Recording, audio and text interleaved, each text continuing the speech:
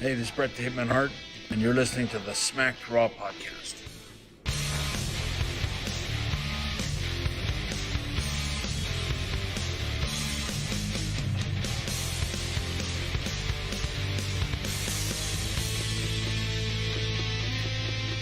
Hey, you guys, welcome to the Smack Draw Podcast, your pro wrestling recap show that you can find right here on youtube.com/Smack Draw Podcast, and also anywhere else audio podcasts are found.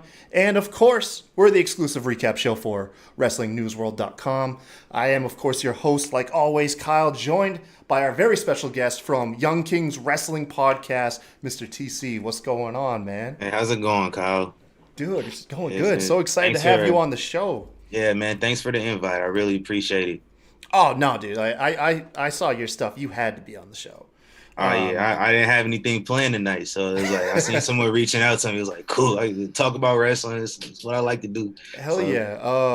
so Now at Wrestling Kings, it's Wrestling Kings Young Kings Wrestling yes, Podcast. You and then your co-host name again? Malik Riggs. Man. Yes, Where do you guys record out uh, of? it's me, Malik Riggs, and also Tariq Yates as well. So it's three of us. It's mainly two. Um, Tariq lives in New York. Me and Malik live in Las Vegas.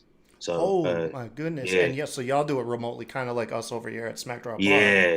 Okay. So you know the struggles. Also, yeah. Also, Malik lives like 30 minutes from me, so it's not too feasible to link up. So we just do it remotely anyway. So it's pretty much like long distance. But Yeah, no, neither of you feeling like doing that half-hour trip when you could just, hey, man, nah, just hop on the computer. right, No, I right. get it, man. I totally get it. Hey, if you guys are new to the show, thank you for joining us today. Once again, like I said, you can find us at WrestlingNewsWorld.com. Go check out the website for all your latest news, hot takes, interviews. And then, of course, if you want to go ahead and show up to a live event, which it looks like we might be able to do here shortly soon, with a authentic high-end pro wrestling belt, go check out Belts by Dan. And of course, if you purchase anything, let them know SmackDraw Podcast sent you. It will greatly help out the show. Lastly, I dropped my note here. There is a charity event. Oh my gosh, look at this. I'm supposed to be a professional over here. Um, nope, wrong note. Let's go see. I'm tanking. Here it is. I'm just trying to remember the date. Yes, there it is. Thursday, May 28th at 7 p.m. Eastern Time. Pro wrestling legend, WD Hall of Famer Mick Foley, he's going to have the Undisputed Era on a Zoom call. You guys can go ahead and get in on that, man. Interact with them, ask them questions. Think about the years of knowledge these guys have in the pro wrestling biz. You get to pick their brain for just $20.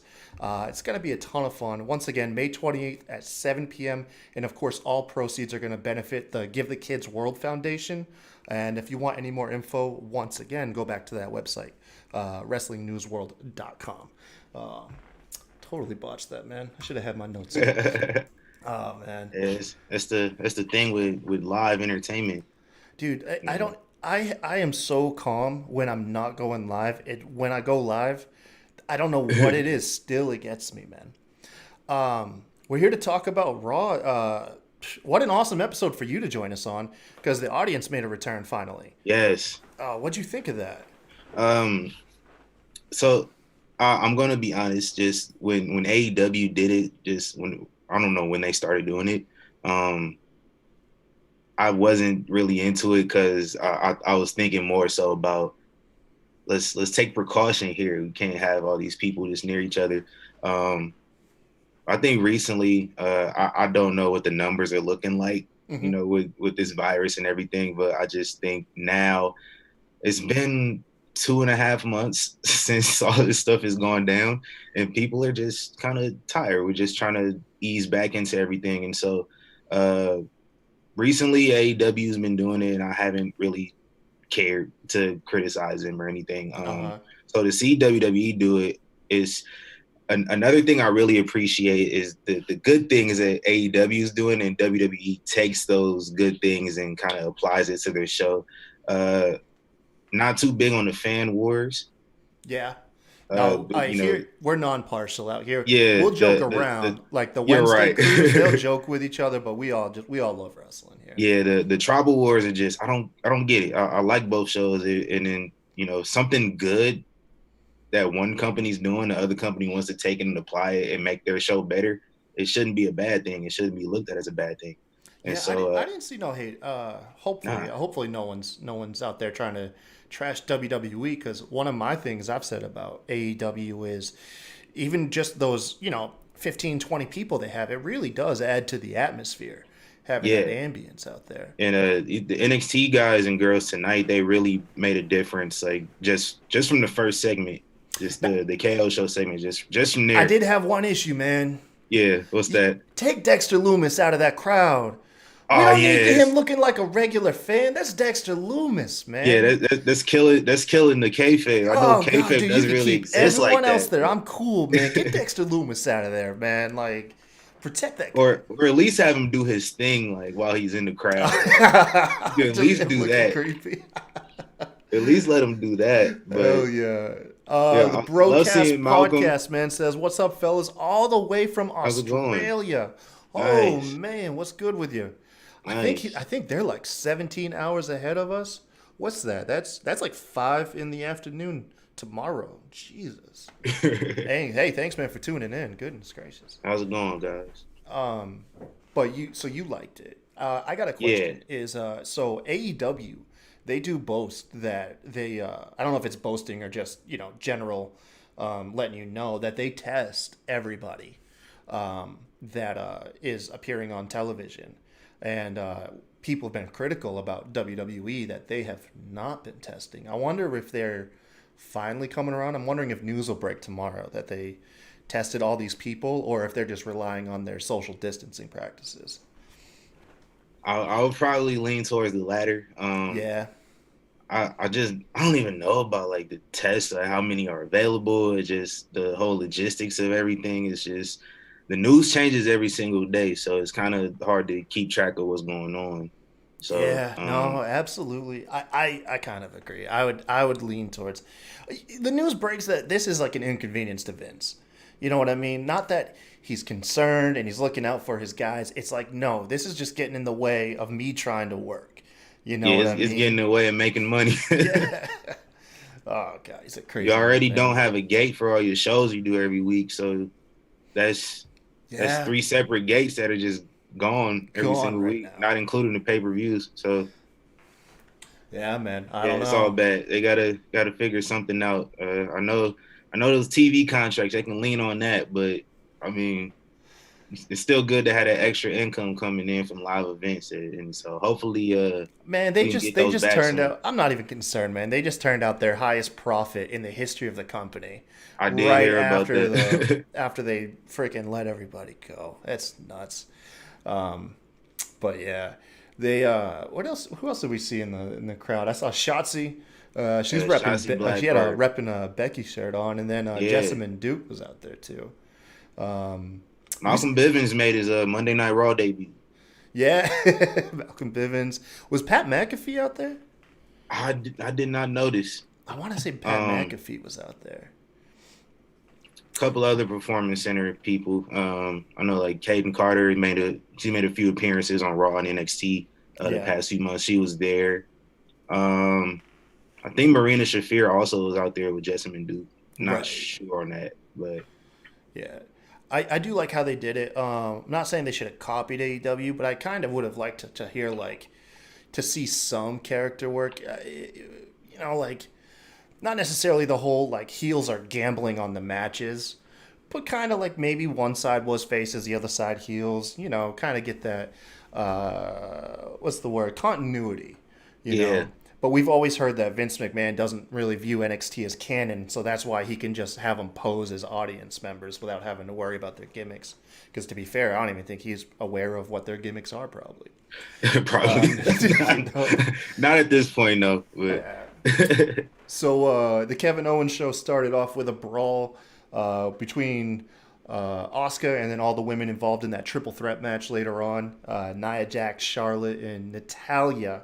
Probably the 3 most disliked women on the Raw roster right now. all vying Yeah. for number one shot at Asuka. Essentially, we can just label this match the match that nobody wanted anyone to win. What's your take? I'll ask you, man. What's your take on Charlotte right now? Obviously, at this point, entering the number one contenders match for the Raw Women's Championship, being Miss NXT over there, and then also having a feud with Bayley over on SmackDown. Or do you think we're getting too much Charlotte? I've always thought that, dating back to when she was the women's champion NXT. I just thought it was just too much. You know, she came in the main roster and they just like gave her the Divas title probably the second month. Yeah. I don't even think she made it to 2 months. I think it was a 1 month possibly. One at WrestleMania, and it's just constantly 2018 like when she won the title at SummerSlam. Granted, a lot of her more recent championship wins have been just solely to put someone else over. Yeah. Which I just think it's not necessary to keep giving Charlotte championships. I know you're trying to probably get her up to Ric Flair's record, which Yeah. is just not necessary. And she was almost at Ric Flair's record in 2016. So maybe yeah. So I just don't see the need to have her on every single show. She doesn't really add much, you know. There's only so much you can do to where she faces, you know, she had a match with Mia Yim and she ended up facing Ruby Riott a couple weeks back. There's only so much we can do just having her face these women and just basically have these women take her to the limit only for her to win in the end. It doesn't do anything for her. She's already established. I don't think it does anything for the women who are losing to her because, yeah, they look good for about, 15 to 20 minutes in a match on, Monday Night Raw or SmackDown or NXT, but they don't really do anything after they have that match with Charlotte. So it's true. You don't. It's just kind of like how nobody's gaining anything. It's like how Shayna was just compiling a stack of bodies on her title reign. Although with Shayna, I didn't mind it because I thought it fit her character. Now I don't personally watch as much NXT as I would like to. I'm just because I'm constantly on Raw, AEW, and SmackDown. I've got a limit, But I remember hearing got Vince and RN were going off about how on Raw, Liv Morgan really took it to Charlotte, and in that same week, Charlotte pretty much dispatched Io Shirai with ease. And a lot of people who watch NXT put way more stock in Io than they do Liv. So I can see how the way that they're using Charlotte definitely comes across it's just too much. I have a theory. It's very excessive. I have a theory. Back before Becky Lynch caught fire, and Ronda was champion, all the wrestling news outlets and everything was almost a year in advance. It's Charlotte and Ronda main event in WrestleMania, and then of course that was the plan until Becky Lynch got interjected, getting punched by Nia Jax, having that famous bloody photo at top of the ramp. You think that now that Becky's out of the way, they want to go ahead and go forward with making Charlotte the face like they originally planned a couple of years ago? Yeah, that would make sense because you do kind of need someone to step up there and kind of be the face of the division. And I don't think really anybody else other than Charlotte can kind of hold that crown right now. No disrespect to Bayley. She's having a historic title reign right now. Bayley's she's on the top of her game, man. I love her in-ring trash talk. Yeah, same. Yeah, because it's very unique because nobody else is doing that. We play by the rules over here, Charlotte. Yeah, man. But I think Charlotte is probably the best choice to be that face now, for the time being, because who knows how long Becky's going to be out.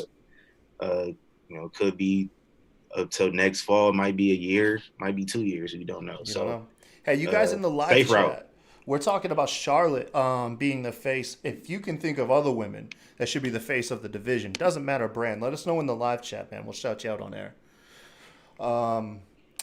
So we'll get more into Charlotte because, of course, she has that match later on. This is something I've been excited for Apollo Crews won his first title tonight, taking Yes. on Andrade. Oh man, talk about a guy who seemingly did a 180 almost overnight. People had pretty much all but given up on Apollo, and here he is catching fire, man. I'm stoked on this dude.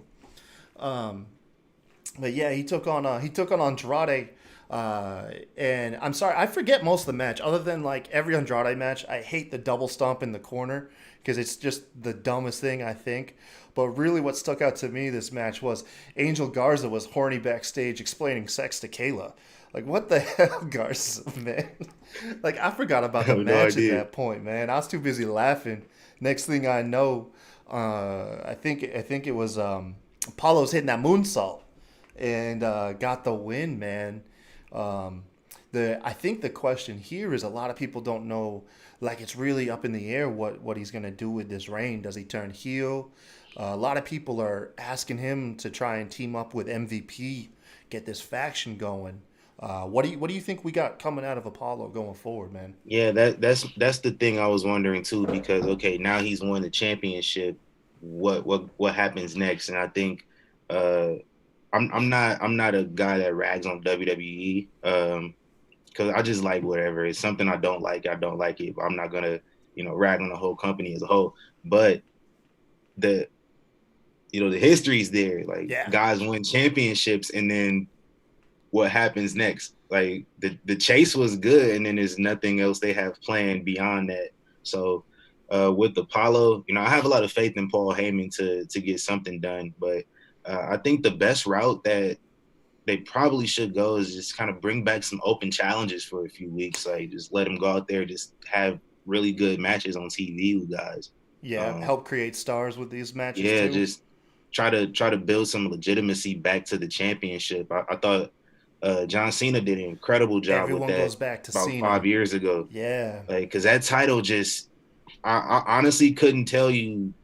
I think the only person I remember holding that championship for about like a good 4 year span was Dean Ambrose. That's because he held it so long. yeah, that's But true. other than that, I can't really tell you anybody up until like Rusev, and then John Cena wins it off of him.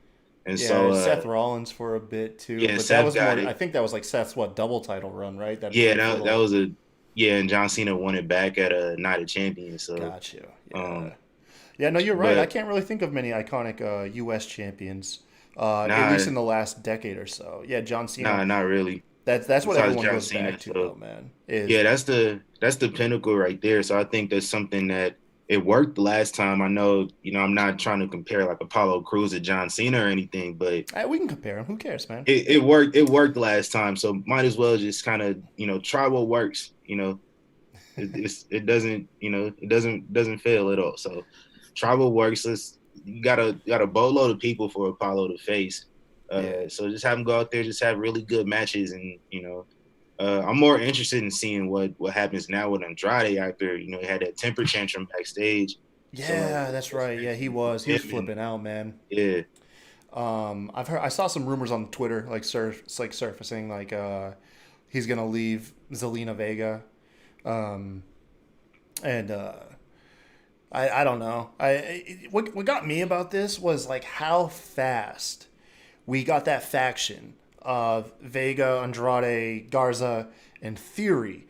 How big of a splash they made initially, and then within a matter of just a couple weeks, the entire faction is jobbing out to Drew McIntyre. They implode, throw Theory out just last week, and then the week following it, Andrade loses the belt.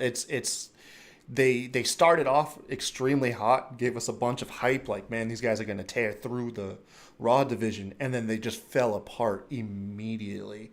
But I will say that like, coming out of this, positives that came out of this. I mean, Andrade's all this TV time. Andrade's a star, but this faction helped yes, definitely make Garza. Like Garza was not on my radar at all, and at SES Vince, who hosts the NXT show, he used to give me hell because he's a huge fan of Garza, and now I am too. So I guess that's one of the good things that came out of that faction. But yeah, I yeah, don't think they have it's really amazing. anything left, man. Yeah, and I actually thought because I went to an NXT show back in February, and Angel Garza worked as a babyface, and so I thought maybe some plans were there for him to turn just on NXT. I think he was still like doing double duty at the time, and then he just started appearing on Raw more frequently. And I guess they dropped whatever plans they had. But I thought like just to see him work as a babyface would have been interesting because he has like he reminds me of a young Eddie Guerrero just a little bit. He could work heel and face. He has a great character, very charismatic. So the potential is just through the roof with Angel Garza. So yeah. I can't wait to see just where he goes. Yeah, I promise you, you just made a fan out of Vince because that's his comparison every time.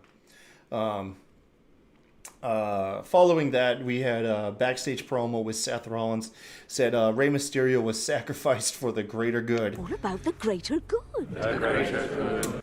And he proclaims that beating down Rey and injuring him allowed I guess Raw or his faction just to move into the future.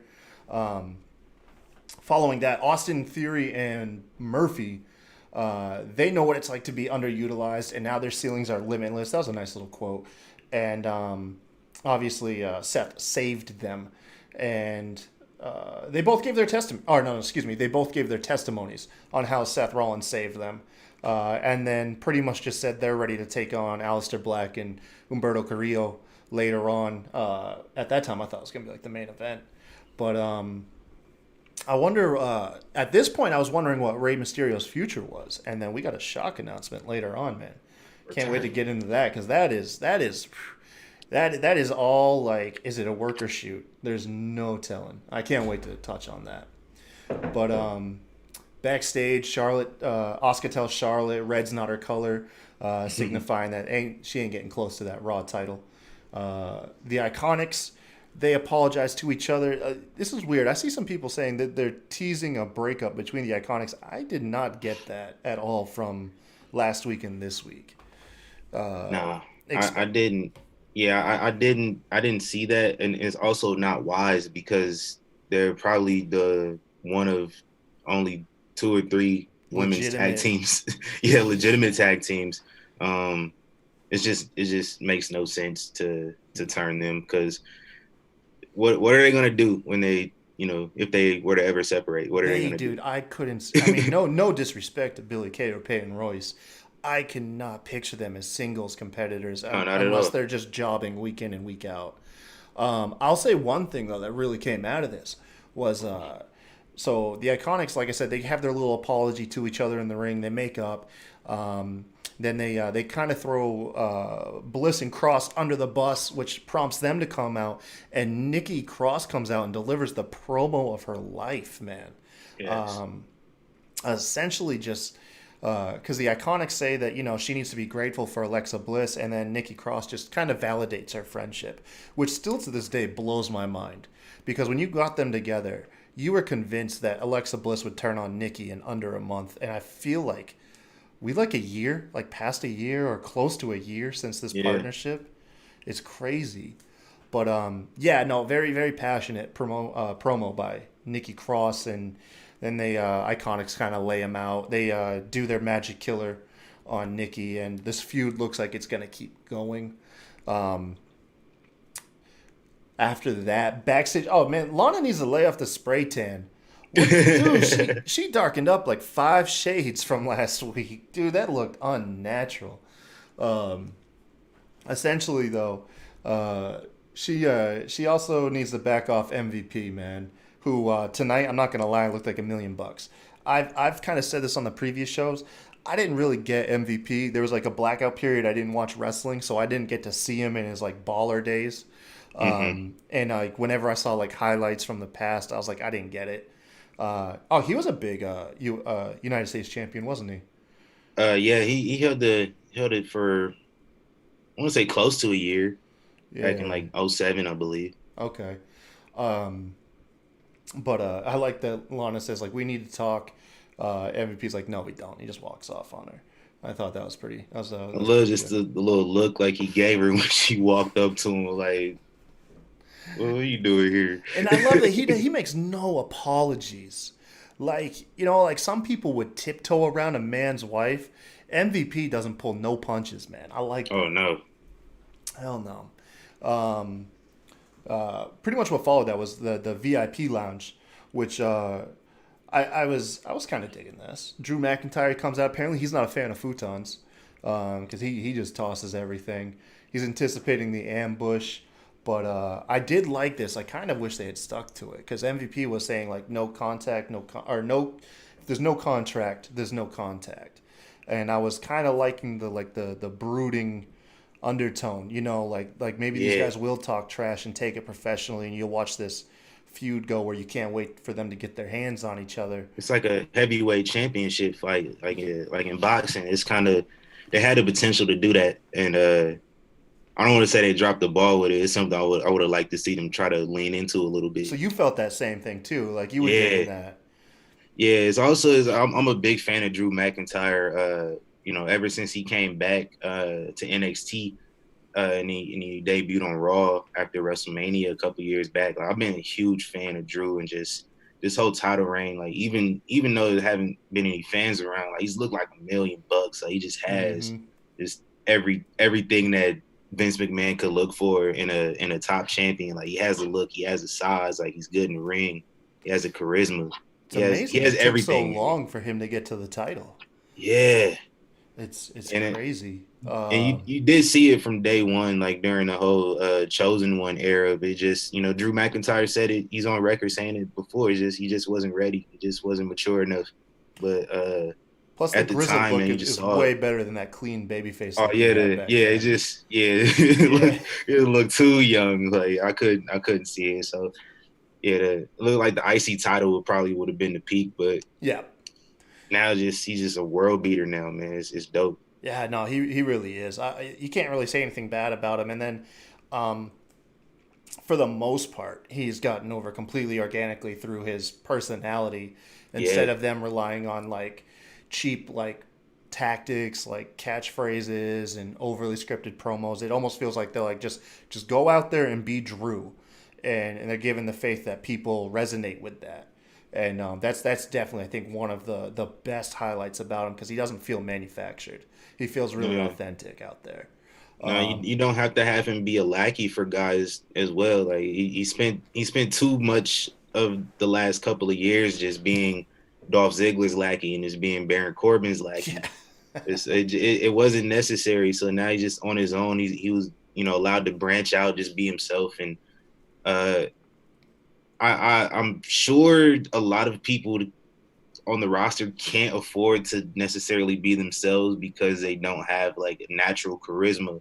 But I think it's working for Drew, and I think it's something they should trust more guys and girls who are able to be themselves. Like just let them do their thing, and they'll be Or able let to them grow fall on a their whole lot better. face, but just give them a chance. I mean, because look, honestly, if these guys fell on their face, do you think it's any worse than some of the stuff we've had to endure over the last couple of years? Yeah, right. You know what I mean? Like, come on now. No, absolutely, I'm with it there. Bobby Lashley comes out during this VIP section, and when MVP turns to greet him, he turns back around, eats a Claymore. But I did like that as MVP fell out the ring, he's sitting there clutching on Bobby's legs. Yeah, Like, no. he's just like crawling out. Yeah. Like, oh shit, he out of here. It's like, do not fight him. Let's pull him off. I still like that, man. Dude, what's going on with Natalya?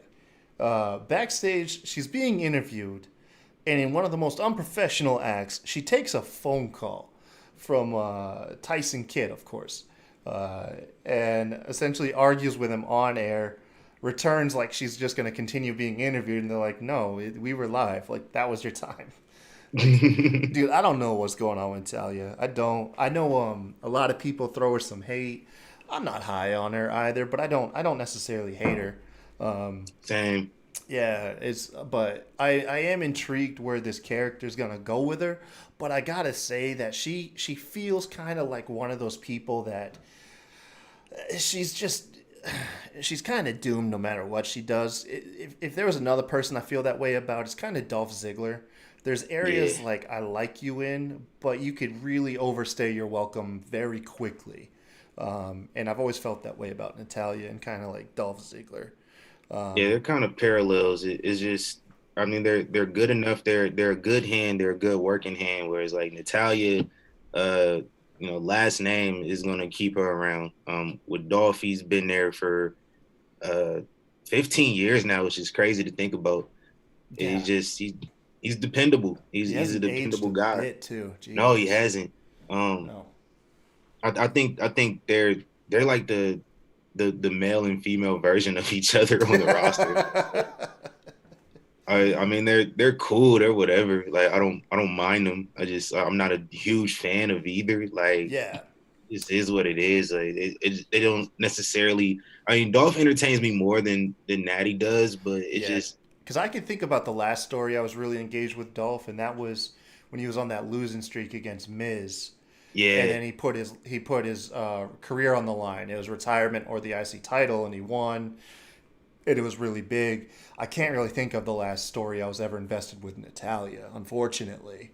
Um, maybe when she was feuding with Ruby Riott right after her dad died, like, but they still mishandled that story. Like that story Yeah, I just definitely. wasn't into it. Like Yeah. I'm not too big in the. I mean, when it's done right, I thought like CM Punk and Undertaker did it right with Paul Bearer, but Mm-hmm. like when you Nah, they bring do up not like real handle. life deaths, it just doesn't really work right a lot of the time. Like Eddie Guerrero is like unnecessary to That, do. oh, that's one of the most egregious um, ones that they ever did. Yeah, was using Eddie. No, that was terrible. Uh, so up next was Garza taking on Kevin Owens. He chop blocks Kevin Owens during his entrance, which was a very good story device. And for you guys that like to see guys get wins and protect other guys, that's kind of what was accomplished here. Because Kevin Owens was pretty much on one leg their whole match.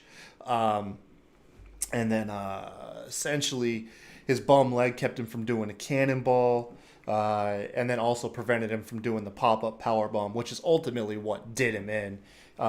Garza hit him with the wing clipper, and then for the victory, which I saw at that point, Twitter just blew up, man. If you ever want to know how much people love Garza, that was the response right there, That man. was a huge win. Like I think it I got it the Apollo Crews winning got a big pop for me earlier in the night because I just didn't expect him to get the win at all, Yeah. especially to win a championship. But then Angel Garza wins over Kevin Owens is probably his biggest win on Oh, the main roster, and easily, that's man. huge. That's ex Universal Champion. That's Yeah, that's John huge, Cena beater. huge win. Yeah, man. No, that is huge. I wonder what they're It gonna doesn't hurt do. Kevin Owens at all either. Like Oh like hell like no. what you're Yeah, saying yeah. is He wrestled on one leg. yeah, Kevin. wrestled on one leg. So Yeah, they never bury Kevin Owens. I don't think so. And this wasn't even close. If anyone thought that, man, you need to get yourself assessed, man, because there's no right. burying him. Kevin Owens is fine, man. Um, and I don't think it was. And I don't think it was took away from Garza either. I thought it was a No, it very just didn't. well orchestrated, produced match, man. All right, so what's your take on this bromance between Viking Raiders and Street Profits? Because this is obviously not a rivalry. This is a full-on bromance between these two teams. Like, who, if you have a rival that you can't stand, you're not going out there throwing axes. You're not out there playing ball, mini golf. That's stuff you do with your buds. You know what I mean? So, are these jokes hitting the mark for you, or do you find them cringy like a lot of other people? I love him. I know. When Viking Raiders they had him singing karaoke, a lot of people were up in arms about it. But I don't see the big deal. Like these are two guys that cosplay as Vikings. Like in real life, they already look ridiculous enough. So like them doing karaoke, like is it bad? Like these skits aren't hurting them as long as they're still legitimate badasses when they get in the ring. Like street profits aren't having that problem because Yeah. they can goof around, but they can show up in the ring. Same type of New Day situation. They can do that. So it doesn't bother me. I think it helps the Viking Raiders and it lets people see another side of them. Like, oh, these guys are actually fun. We can actually get behind them I because think nothing what's was helping them at all before that. I think what some people are worried about and may refer to is how the same type of treatment affected Braun. Because Braun Yeah, Strowman came in, massive threat, was killing it with his like overkill angles with Roman Reigns and flipping ambulances and everything. But then he starts feuding with Elias and starts singing and doing comedy.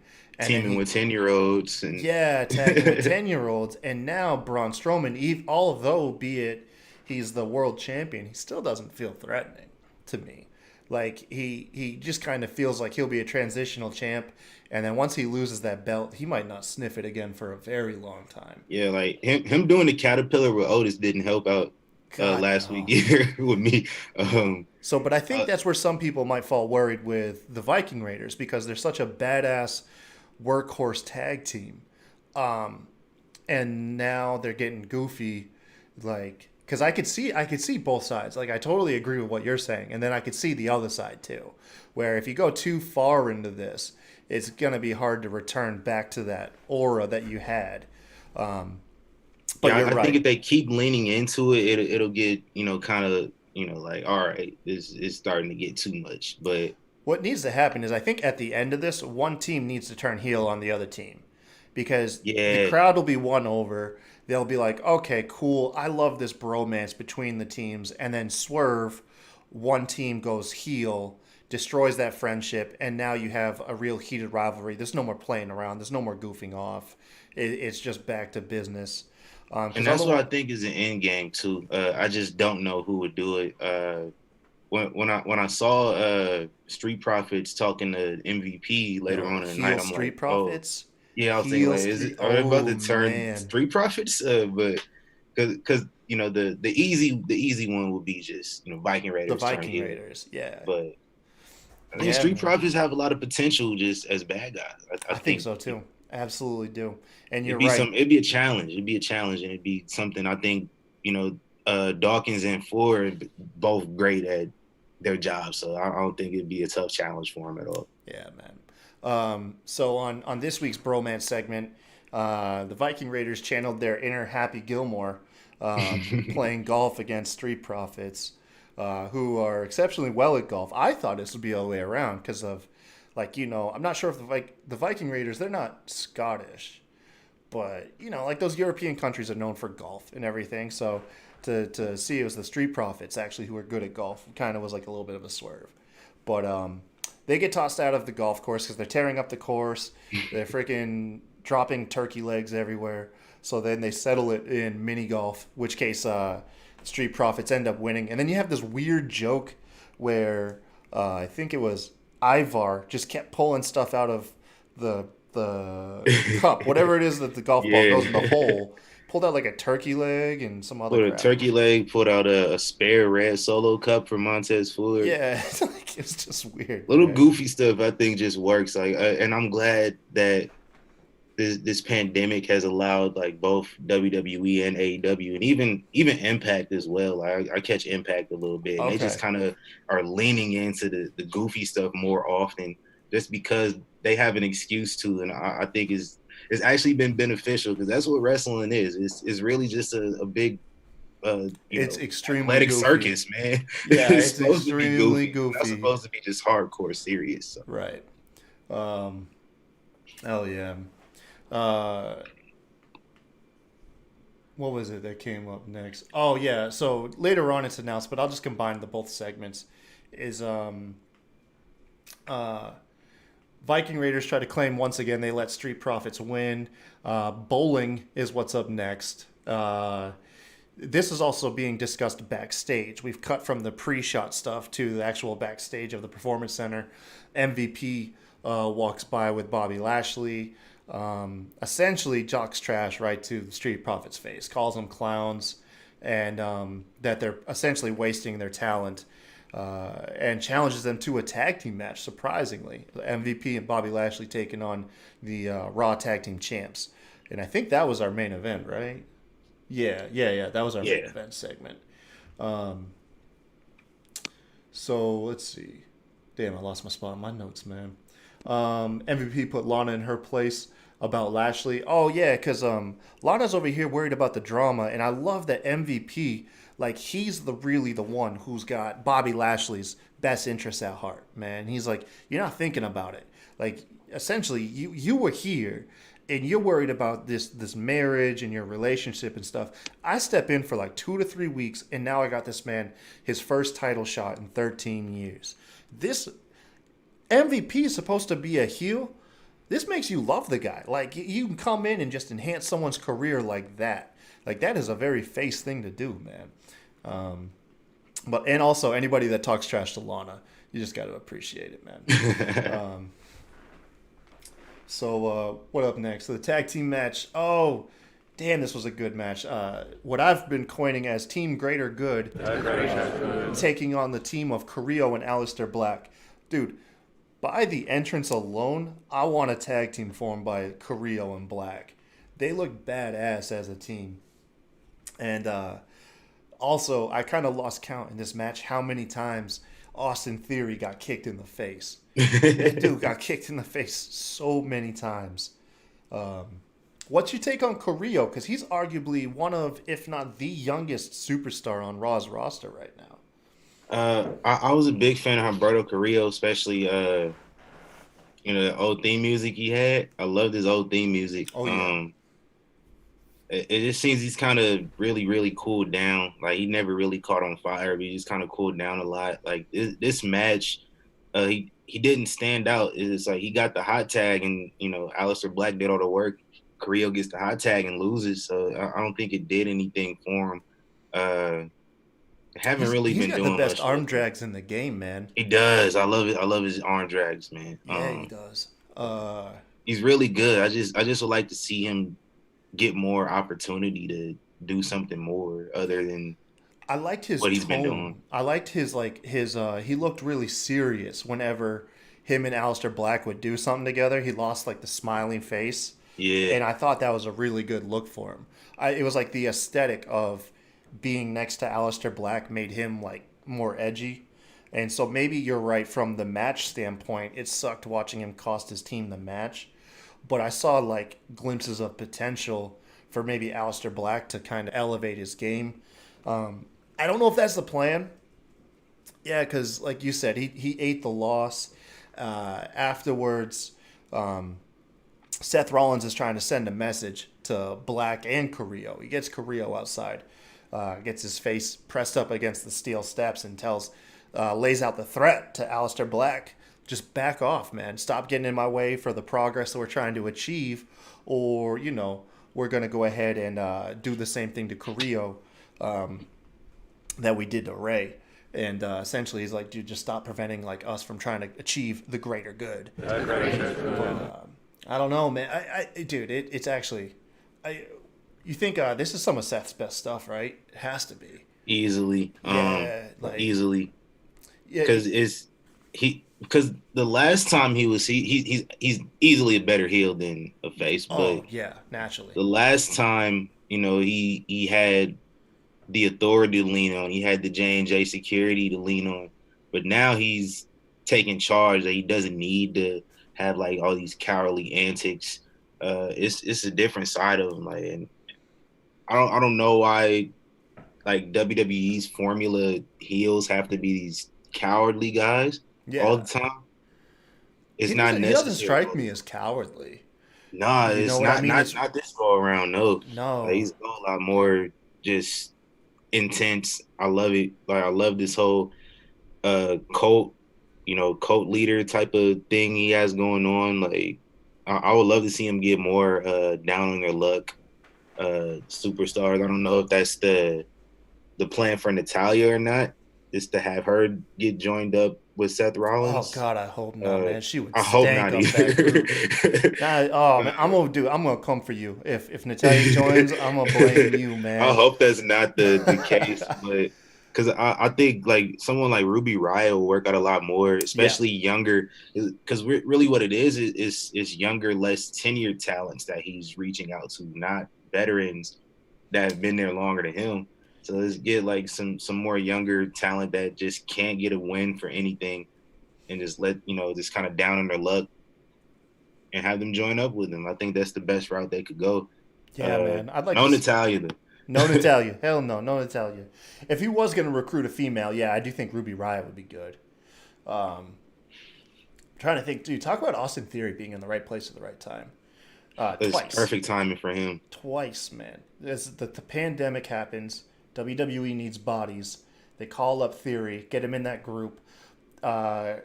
a couple weeks in, all the news reports are saying Theory was never permanent. They're sending him back down to NXT. We get that beat down. We're like, okay, he's going back to NXT. And then big swerve, Seth Rollins pulls him in, which, like I said, it's probably luck of the draw, unfortunately, because of AOP becoming injured. That Theory, that might be the whole reason Theory was able to come over. But once again, it's great, and I've become a fan of his. I think he really fits the mold, and at this point, I would hate to see him go back to NXT. I think he has a very good spot on Raw. Raw I needs. feel like he's kind of outgrown NXT, which is odd because he didn't do much there while he was there, and he's already outgrown that brand. I think the sky's the limit for him. He has the total package. He's just young. He has to continue to grow.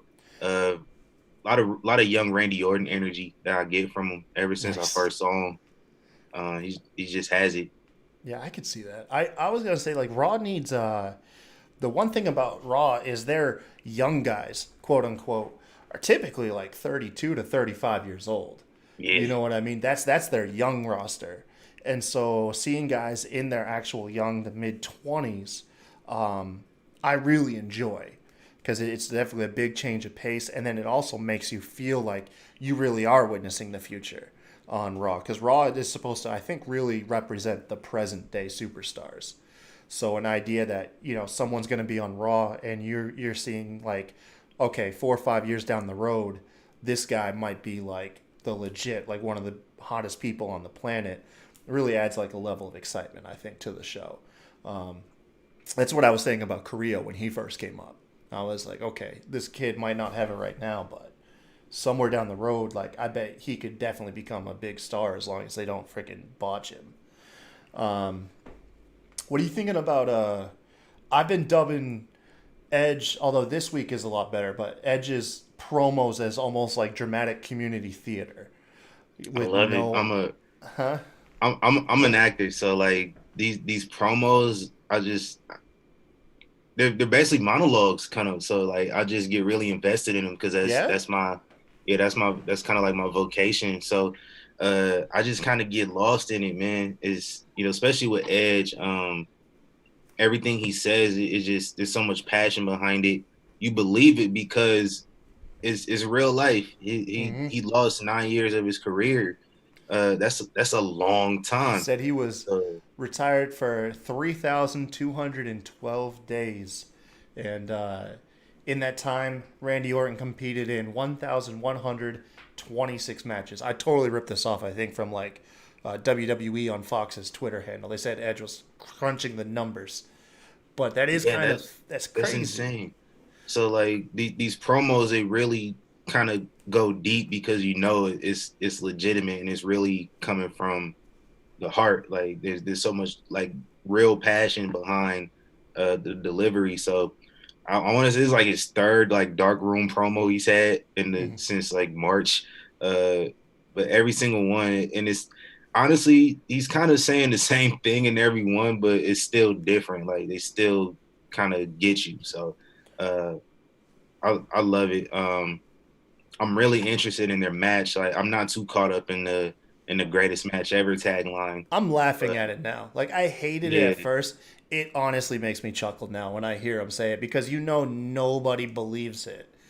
Like they do this all the time. Like once in a lifetime, end of an era. They add these like taglines all the time, like it's a blockbuster movie or something. But like I'm not too caught up in that. I am really interested, and I said this I want to say last week on our show. Like we saw them in a brawl, but this is like going to be Edge's actual first real sanctioned match. Like not a fight around a arena, actual wrestling match, and he hasn't competed in one of those since he beat Alberto Del Rio at WrestleMania. Oh man, you're right.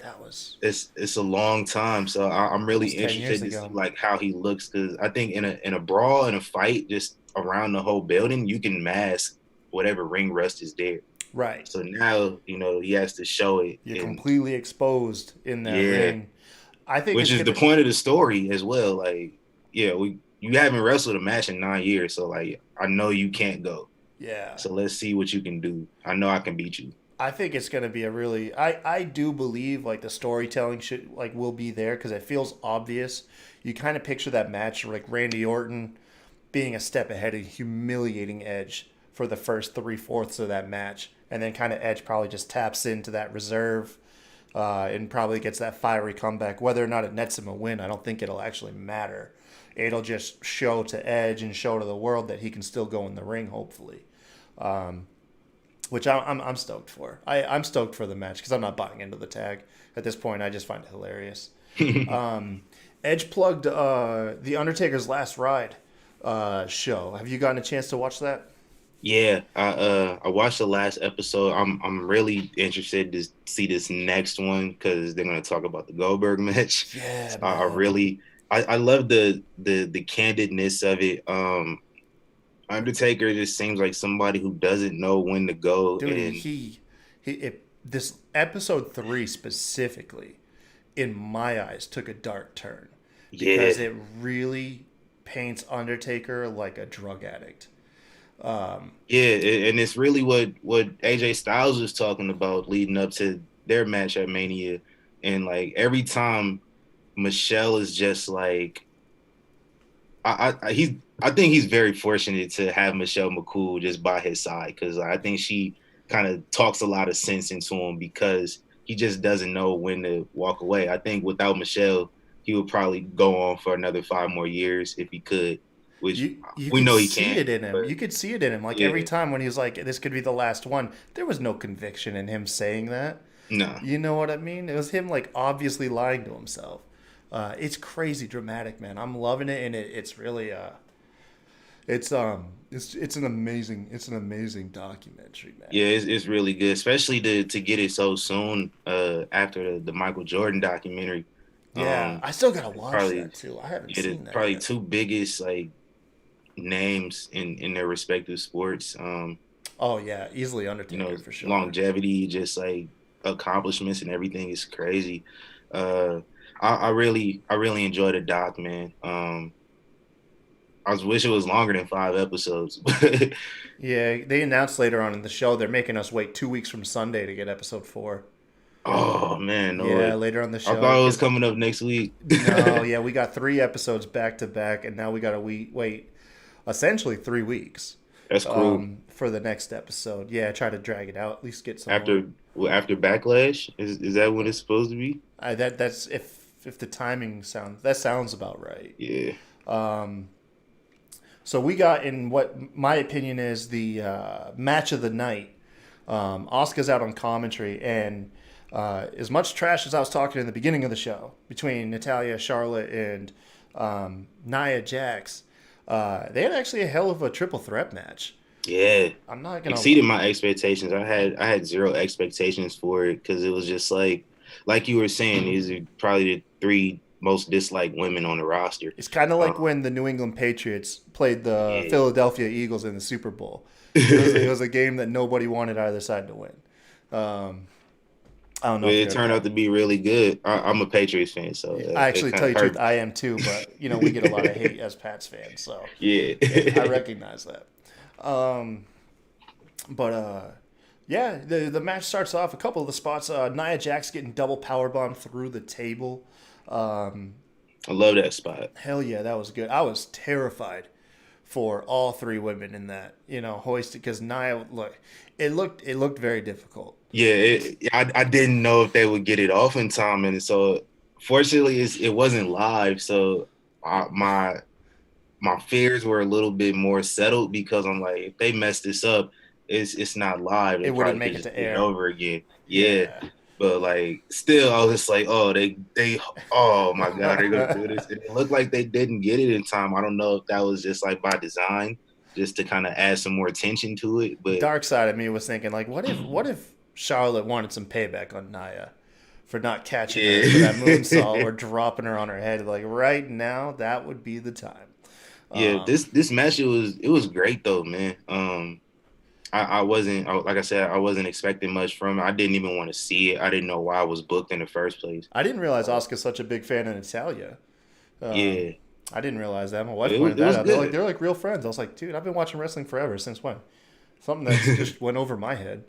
I actually thought they didn't like each other after like Natalia cussed her out during a match like last year. Oh, hey, Natalia did.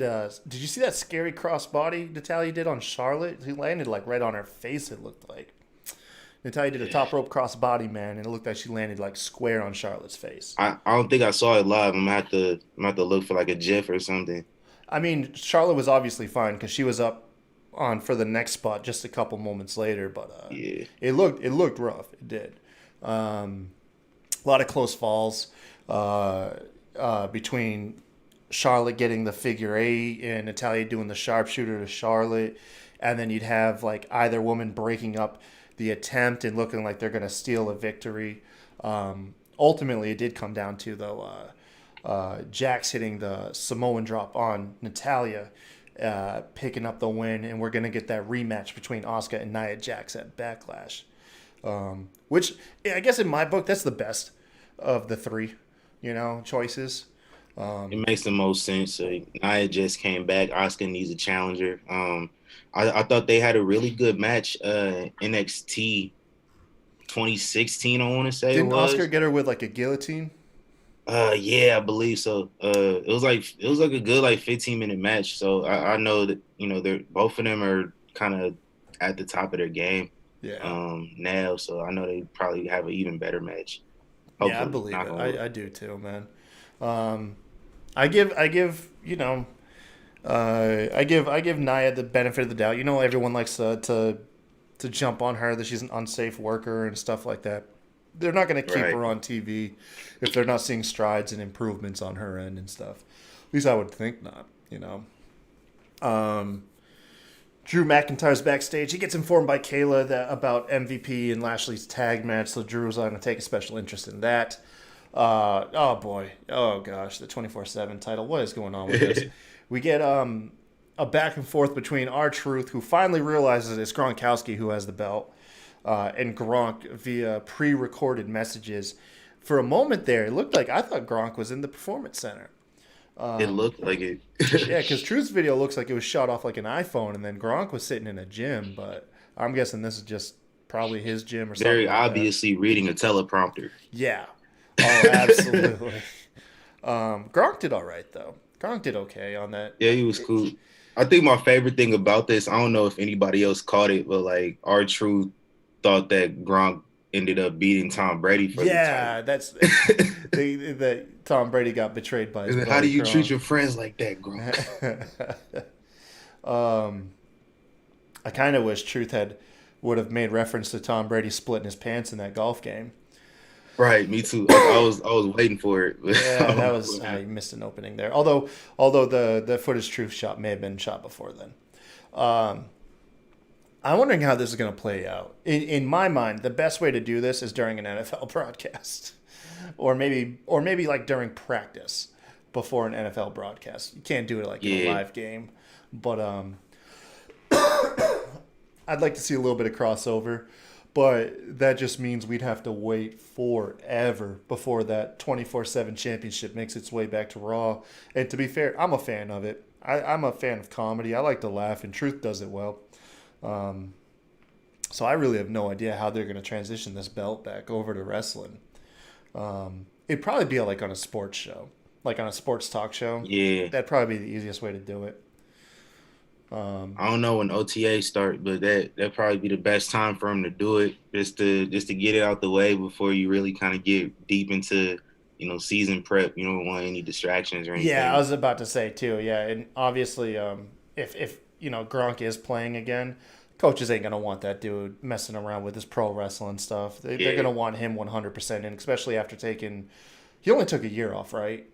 Yeah. Yeah, he just took the last season off. But yeah, Ric Flair endorses Randy Orton in the greatest wrestling match ever via, I'm assuming, iPhone. He made his pick for Randy Orton. So I wonder what legend's going to chime in next week to endorse Edge. It's got to be somebody who made a comeback in their career. They thought they were out, and maybe they made a comeback. Maybe Peyton Manning. Yeah, Peyton Manning, sports That'd be figure. huge. Huh? That'd be a huge get. Yeah, You figure it might be somebody from Fox too. I don't know. it's true. What if it'd be like Tyson? Tyson just playing both sides of the fence, That'd be crazy. popping up on AEW and then endorsing WWE matches because Tyson's making a comeback. Oh, it fits the narrative, you know. Yeah, No, I'm pretty sure we might just get like A-Rod or somebody, just somebody over from Fox to do it. Oh God, no. Call it a day. A Rod's too busy doing TikTok videos with damn freaking J Lo. All right, like hell no. Um. So what else we got here? Yeah. This is where they announced afterwards that Chapter 4 of The Last Ride's in 2 weeks from Sunday. Liv Morgan, in my opinion, these are some awkward promos, man, that she's cutting between last week and this week. Not only like in like how they're shot, but now honestly just the message of both of them. Because last week she's on there crying about her mother being her inspiration, and now this week she's supposedly living her best life and kind of has that cocky air to her. I'm wondering if there's anything. I wonder if there's anything really going on below the surface, or if this is just them throwing shit at the wall and seeing what's gonna stick. I would lean on throwing shit at the wall. That's I don't think that's I what don't I'm know what going they're with. planning on doing with her. Is it kind of is just like a bad coming of age story, Yeah, but like that she's like 25 years old, so I don't really know how much you could do like to lean on it. It's not like she's a teenager just trying to figure out herself, you know. they've always kind of booked her in that role though, Yeah. like the angsty high school teenager. Even though, like you just said, she is like in her mid 20s. It's odd. I love Liv Morgan, but I'm absolutely She's really baffled what's going entertaining, on with her character, man. Afterwards, it's announced Aleister Black's going to take on Seth Rollins on next week's Raw. Yes, give me more of that, please. And Yes. then here we go. Rey Mysterio having his retirement ceremony next week. What? Out of no, like okay. So let's break this down. Kayfabe wise, okay. Seth injured him into retirement. Bam. Kayfabe makes sense. But if you pay attention to any of the news stories, like he's holding out for his contract, like he's like in contract negotiations, and kind of like this injury angle, like was kind of them like them playing it safe. If he doesn't re-sign, he gets the Matt Hardy treatment. He's beat off television. If he does re-sign, he gets the feud with Seth. So looking at it like that, you'd have to think maybe he re-signed, and something's gonna happen next week, right? Yeah, I think that would make the most sense because I don't really see any necessity in promoting like a real retirement ceremony. He hasn't given any indication that he wants to retire soon. Right. I know he's kind of like his character's dropped hints a few times. I know like he planned on doing it last year, and Dominic talked him out of it. And now this, so maybe it's kind of that again. Maybe they're leaning on that like Rey Mysterio doesn't have it anymore Maybe. type of angle. I don't know. Because when wrestlers do legitimately retire, or they're trying to announce their retirement, WWE's always worded it like a huge announcement by such and such. Like when Daniel Bryan was retiring, everyone kind of knew, but they didn't just come out and say he's announcing his retirement. It was just, Daniel Bryan's got this huge announcement. So I'm led to believe this is definitely going to be all about the story. How it plays out, I've got no damn clue. Wonder if Dominic's going to be there. And Go figure. I don't know. Is he ready? no, I don't know. That Is he kid's ready yet? It kind of strikes me like The Rock's daughter is like well, actually, I mean, we don't really have much footage of The Rock's daughter other than she's just like hitting the ropes. But She was yeah, also in the crowd tonight too. huh? She was also in the crowd She tonight was. too. I was wondering Yeah. about that. That's dope. No, Dominic's definitely can't be ready. At least for he. You know what he strikes me as, and I hate to say it, he strikes me as David Flair from WCW. Ooh. You never really looked at him like a professional wrestler, but he was able to get TV time and get out there and still work a match.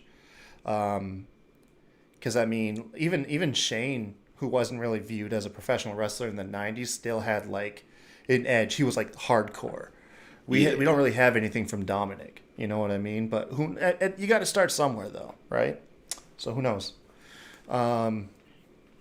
So after this was the main event. MVP coming out of retirement again to take on the Street Profits with Bobby Lashley in a tag match. Essentially this story was just Montez Ford getting the piss beat out of him and bounced all over the damn ring by both Lashley and MVP. And Such a star, man. dude, I was telling my wife, I was like, because she was talking about how great they are as a tag team. I was like, I don't know, man. Montez Ford looks like he could break out. Like, do you get that feeling? I do. I'm also I'm a big fan of Dawkins too. I think he's just as good. I don't want him to get lost in the shuffle. Because we see that now with Heavy Machinery. Tucker, man, poor Tucky. Yeah. Yeah, Tucker is dope. Like the little front flip senton he did off the chamber. Like at the chamber, pounder is doing that. Right now. So, I don't want, everybody likes to call it like the rockers type of situation. Jannetty, yeah. I was like who's the Jannetty of the team? Like I think that's rude, man. Like why can't both guys be the star? Like, it's not. So I can see Tucky being referred to that, or I mean, excuse me, Tucker. You love Otis so much, you adopt his.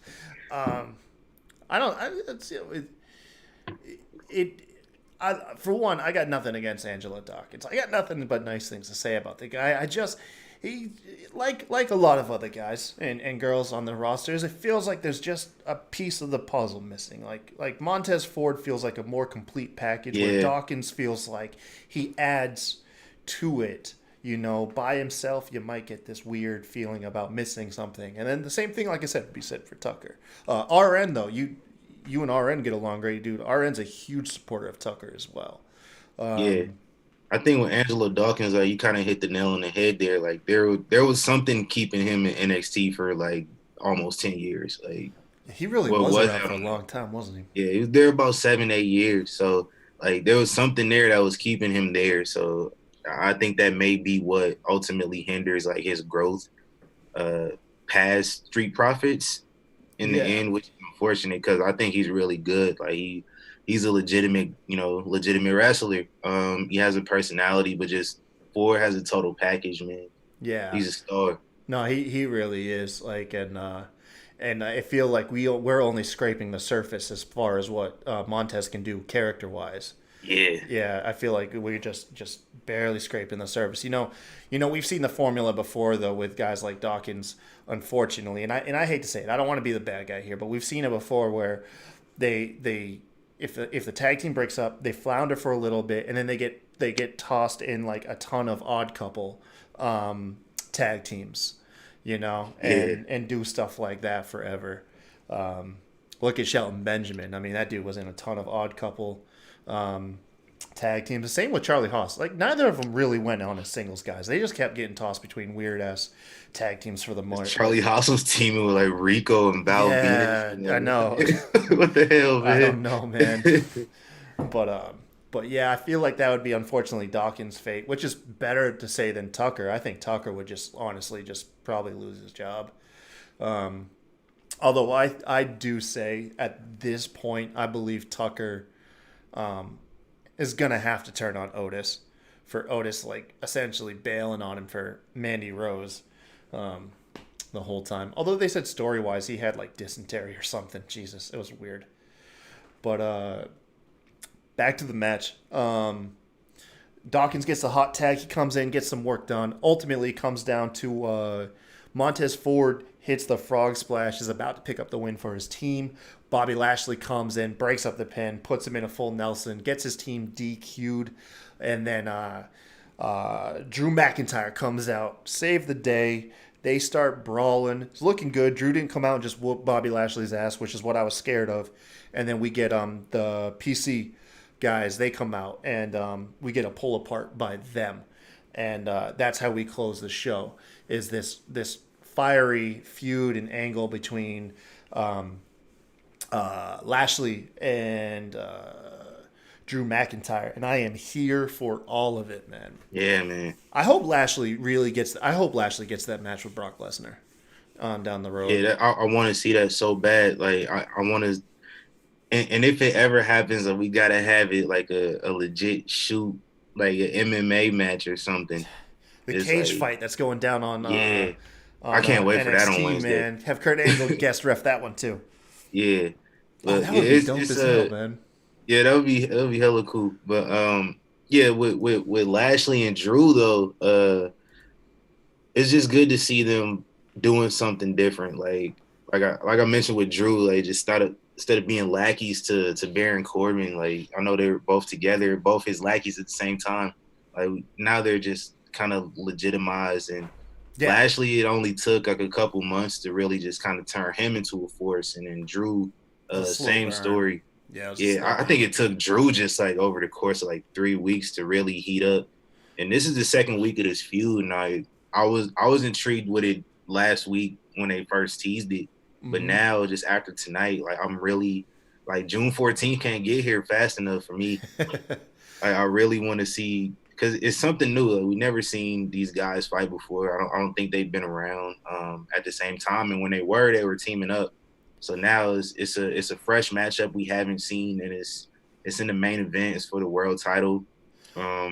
It's not And the same guys going for the championship. that's So it's right. just Yeah, fresh all around faces. just a new just vibe. Like it's something we haven't really felt from WWE programming in such a long time because it's always the same guys being featured in the top spots.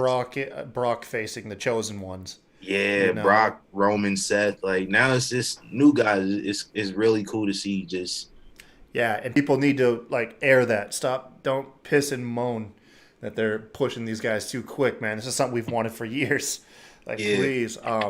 One cool thing that's going to come out of this feud and that gets overlooked is Drew McIntyre's ability to have a great match with almost anybody. Like that's the thing about Drew is he can have some damn good matches, and I bet you, him and got an Lashley average turn match out. out of the Big Show was incredible. Yeah, Like anybody getting anything great out of the Big Show in 2020 is dope. Like I'm not taking anything away from the Big Show. Just like he's hey, not the worker he used to be. Big So Show had those good matches with Braun Strowman the other years too. yeah, he has some good matches. Like I think you put Big Show against like bigger guys to work off of. Like Especially the not Mark Henry, but Slim Show. We got to have yeah, the Slim Show. He yeah, has good right. matches. He does. Like the matches with Braun really good. I even thought like the little 2 weeks they had some stuff with like New Day. I thought he kind of did well in with the Bar a couple years back. Yeah, But, they did. yeah, I think like Drew McIntyre got a really good match out of the Big Show. Almost to the point you really feared for the Big Show winning the match. Like, I really thought they were going to do it. Like, oh, it just seems like the route They they'll just backed go. out. They just backed out of putting it on a new guy. Oh man. That's our show, man. That's our show. Thank you for joining us, you guys in the live chat. We saw a couple of you stick around for the whole show, man. Thank y'all for being here with us. Make sure, obviously, tune in to all our other shows, Raw, NXT, AEW, and SmackDown throughout the week. Go ahead, man. TC, let us know where all these guys can find you and you know what to look out for. Yes, Young Kings Wrestling Podcast. You can listen to us practically anywhere. Anchor, iTunes, Spotify, iHeartRadio. Just go ahead and just visit ykwrestling.com. Everything is there. Our social media pages are there. It just redirects you to a link tree. So it's all you need. Like our merch link is there. So I'll include all that stuff in the yeah. our description too. You send me that stuff, I'll put it in the description. Yeah, so just check us out, ykwrestling.com. We try to get new episodes weekly. Sometimes life may get in the way that might prevent us, but you know, it is what it is. But follow me on Instagram as well, tc.fontaine. You can follow my co-host Malik as well. I'm gonna plug his social media. There you go. Malik.lv. That's what friends do. We just plug each other up, and as well as my other co-host, Wreak Havoc 24, RIQHAVOK 24. Nice. All right, man. Hey, well, once again, TC, appreciate you joining us on the show. And then hopefully, myself or one of my other co-hosts, man, we can go ahead and come across the pond and jump on your show for a guest spot too as well. For sure. All right. Definitely have to talk more and set something else up, man. I enjoyed my time here. Had a really fun time. Like I said, I wasn't expecting to talk wrestling tonight, so gave me something to do. I enjoyed it. Hell yeah. And plus you're in Vegas too, so you might still have a couple hours in your night, man. Oh yeah. It's just about 9:45 right now. So oh yeah, I'm pushing I've 1 been o'clock up since over here. I've been up actually since like 5:30. My body just woke up and didn't go back to sleep, so I'm probably gonna knock out soon anyway. So. Hell yeah. But all right, you guys, once again, thank you guys for joining us, and until next time, you guys have a good one.